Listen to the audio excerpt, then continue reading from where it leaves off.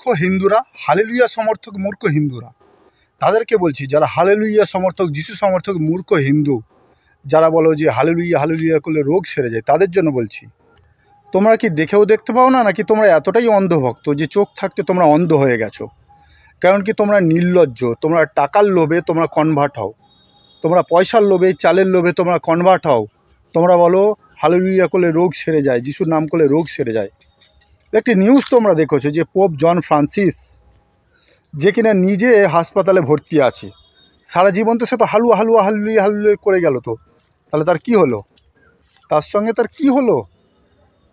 সে কেন রক্ষা পেল না? তাকে কী জন্য হসপিটালে ভর্তি হতে হলো? একবারও কি ভেবে দেখেছো? এই হালেলুয়ার মতো ভণ্ডামো ছাড়ো, এতে কোনো রোগ সারে না। রোগ সারাতে গেলে, কোনো কিছু রোগ ব্যাধি ঠিক করতে গেলে হাসপাতাল আছে, ডাক্তার আছে, চিকিৎসক আছে, বৈদ্য আছে। কোনো হালুয়া হালেলুয়া, কোনো যিশু ফিসু কেউ রোগ সারাতে পারে না। কারণ নাম করলে কোনো রোগ সারে না রে ভাই। তার একটা জলজান্ত প্রমাণ হচ্ছে এই ফটোটা।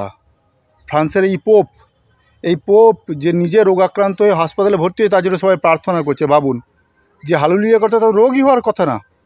তাহলে কতটা মূর্খামি আপনারা করছেন, আপনাদের মতো হিন্দুরা কতটা মূর্খামি করছেন, কতটা অন্ধভক্তি করছেন, আপনারা ভেবে দেখুন। অতএব স্বধর্মে ফিরে আসুন, স্বধর্মের গুণকীর্তন করুন। ধন্যবাদ।